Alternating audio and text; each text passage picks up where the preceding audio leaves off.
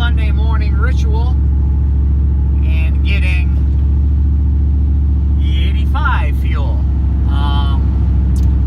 It is a 2-hour, 10-minute round trip for me to do that, but it is leaps and bounds worth it in my eyes. Reason being, if you're gonna run super unleaded fuel around here, it's damn near close to like $3.05 a gallon. I just seen $3.10. Well, right here, 3.099 is how much it is there. 3.099, so $3.10 a gallon. And it's from a top tier gas station, and the gas is shitty. Super unleaded fuel nowadays is complete shit. It's junk. They say it's 93 octane.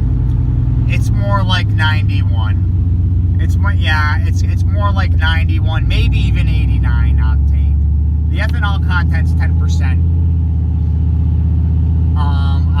I know that it's like 9 to 10% because I see it in my data logs through the ethanol content sensor. It tells you exactly what it is. It's about 9%, 9 to 10%. So that's correct. But the octane rating is no 93. It's got to be 91, maybe even 89. So I make it a ritual. I go up every Sunday morning. I get up really early because I am a robot like that. I cannot sleep past 5 a.m. in the morning. Or if I try, I just end up laying there. So I just get up and go get gas, go get fuel. So it's a 2-hour, 10-minute round trip. I go out there I leave my house usually at about a quarter of a tank of gas, and that will bring me right out there with no worries of running out, and that'll get me about 13 to 14 gallons it'll take. It's a 19-gallon tank in this, so about 14, 15 gallons I'll put in. It brings my ethanol content to about 55%. And then I'll fill up. I have 3 5-gallon containers, but they're really not 5 gallons. They're actually like more to 6 gallons. I fill 3 of them up. It costs, the fuel is like $2.85 a gallon, I do believe. $2.85 maybe. Let me see. I don't know what I did with the receipt. Something's telling me. Oh, here it is. It was $2.89. So $2.88.9. So $2.89 a gallon. So that's like 30 cents cheaper, 40 cents cheaper. Anyways, it's cheaper. Who cares how much? But it's way cheaper, and you're getting at least 70% ethanol. It's damn near close to 105 octane, 103 to 105 octane. The Gulf stuff is, I do believe. Correct me if I'm wrong down in the comments, but I do believe it's like 103 to 105 octane. The truck runs so much better with the 85 in it. So, anyways, that's what I've done so far today. I am back in Enfield. The time is noon, 12:15 or so. So now, sorry about the windshield wipers, but it's been like this for 3 weeks up here. Either snowing, raining, roads are always wet. You can't do shit. It sucks. This sucks. this is it's terrible.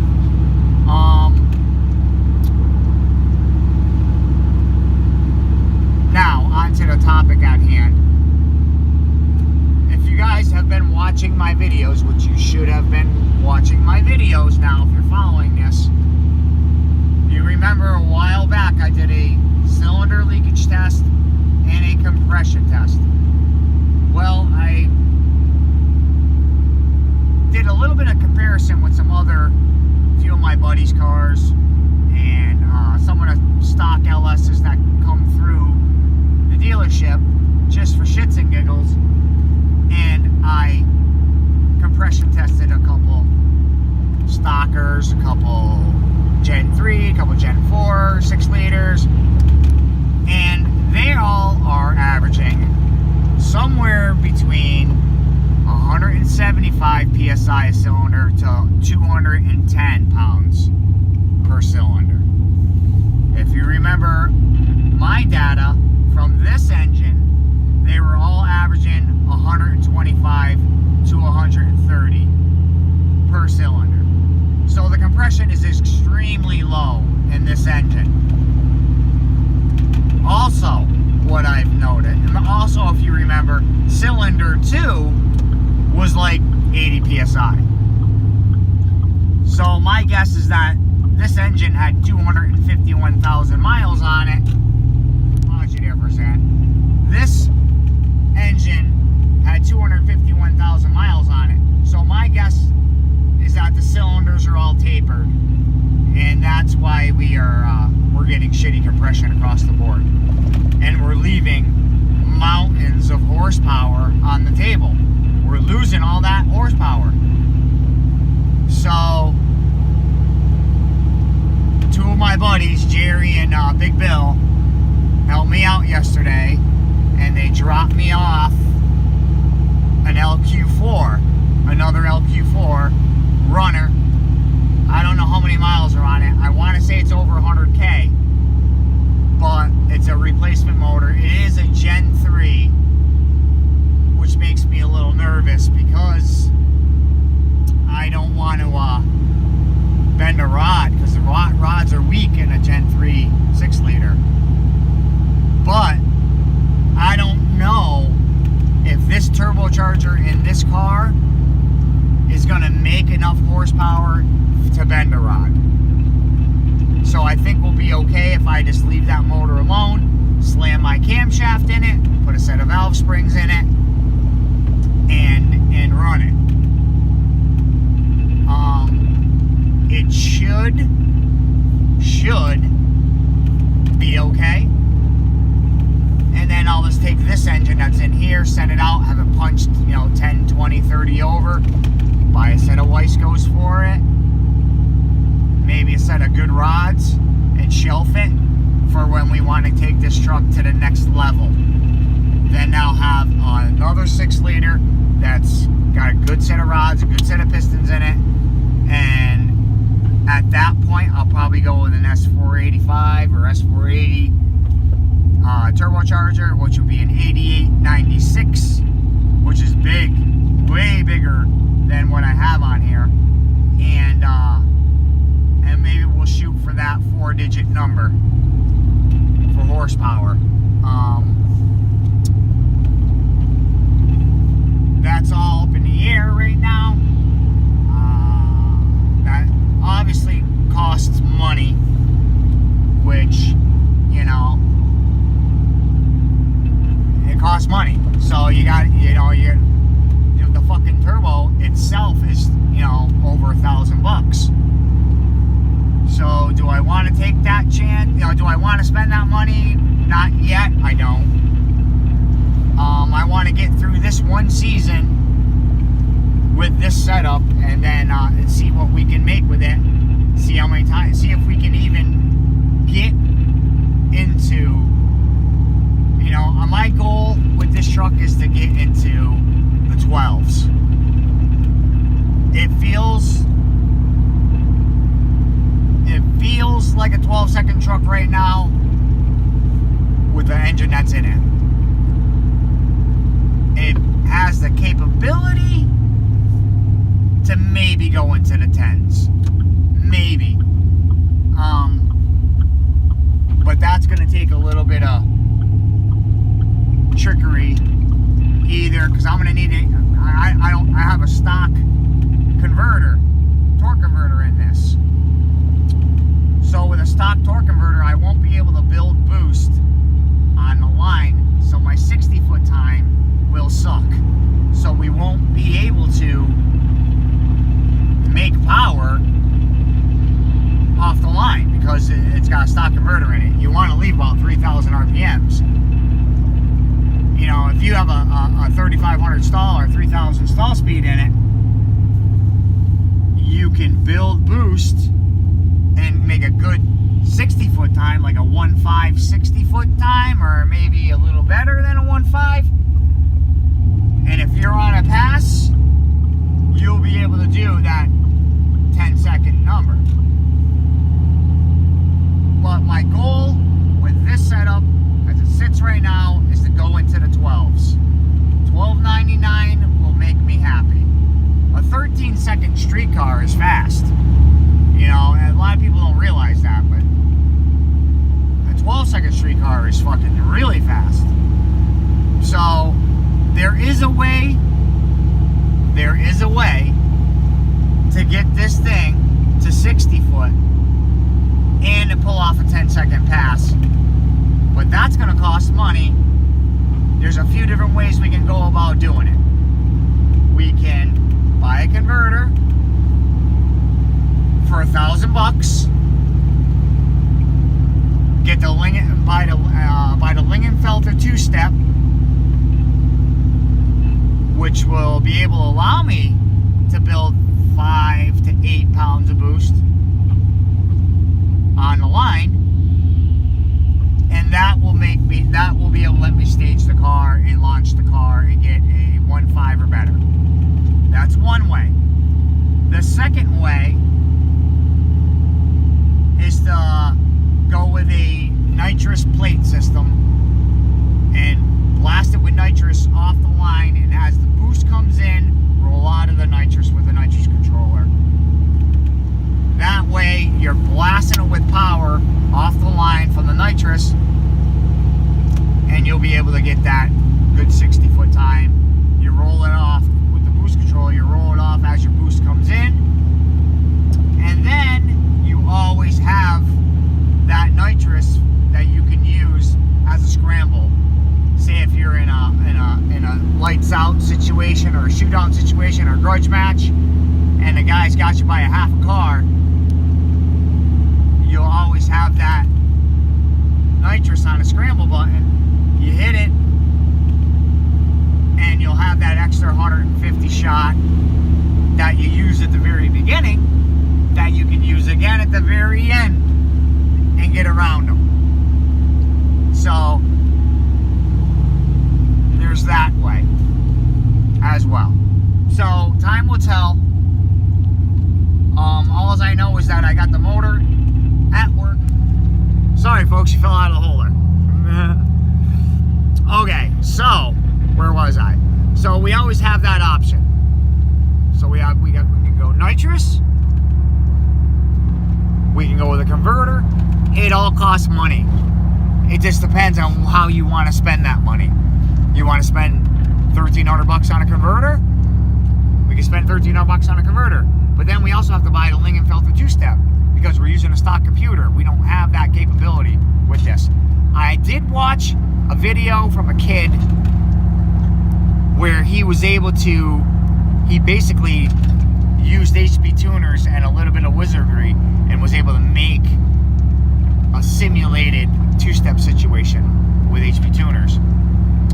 I'm gonna have to find that video and watch it again and see if that's possible. I don't know, but we'll try. But the Lingenfelter one, it just works, and you can set it at I want to say 2,500, and then it's $5,000, I think, maybe for RPMs. I'm not sure.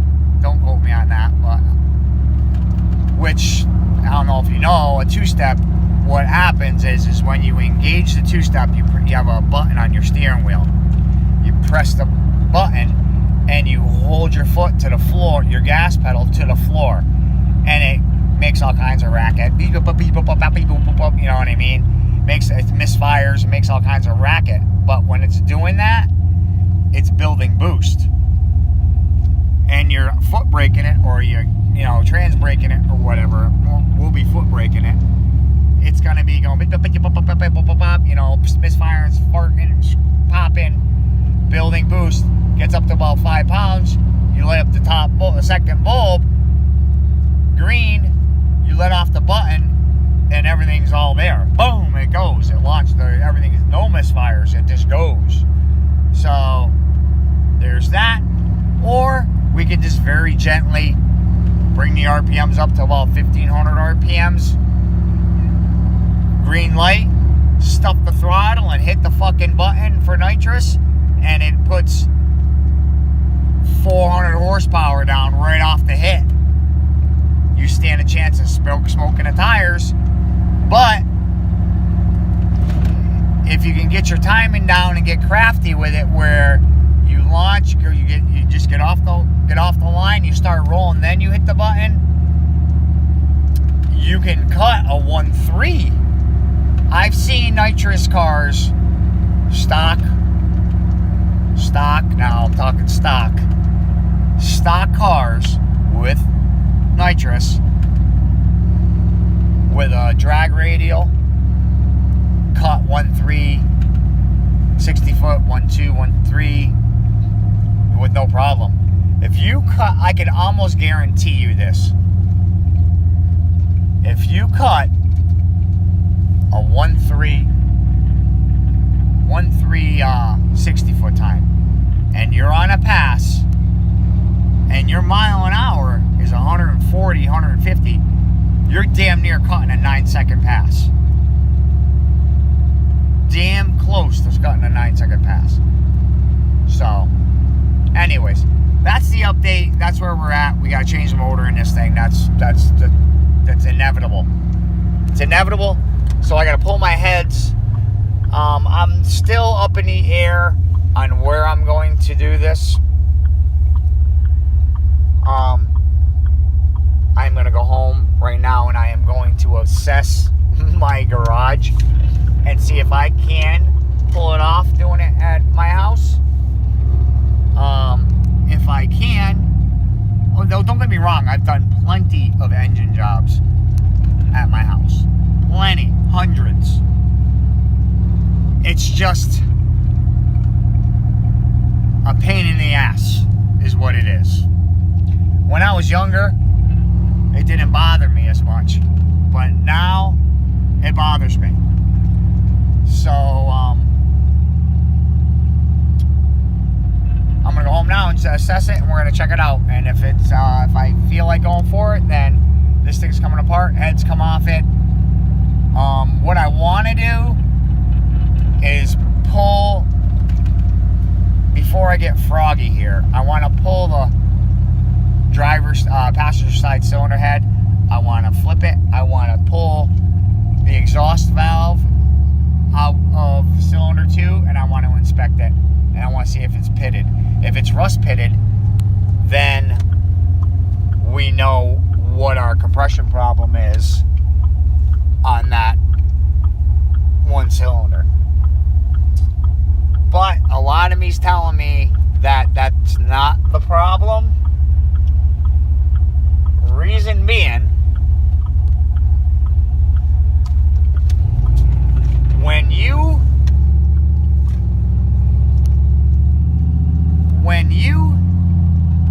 reason why I know that this engine has bad compression is because I had 251,000 miles on this motor when I put it together. Okay, I put pistons in it. Okay, I'm thinking the cylinders are tapered and the boost is blowing by the rings. Reason being is because it's pushing the dipstick out of the dipstick tube. So that's it. So I'm home. I'm gonna assess what we got going on in there. Thanks for watching. Don't forget to like, comment, and subscribe. And I will